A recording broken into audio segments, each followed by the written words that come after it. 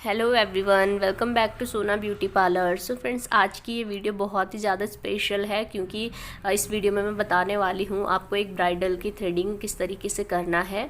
तो जो कि प्री ब्राइडल वाले दिन हम लोग थ्रेडिंग वगैरह करते हैं।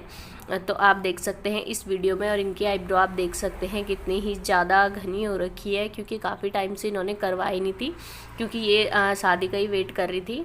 तो शादी का वेट कर रही थी ये, तो शादी के टाइम इनको बनवानी थी। और लगभग सारी ब्राइड्स जो इसी तरह से करती हैं, उनको शादी के टाइम के लिए आईब्रोज़ को काफ़ी घना कर देती हैं ताकि बहुत अच्छी सी शेप मिल पाए।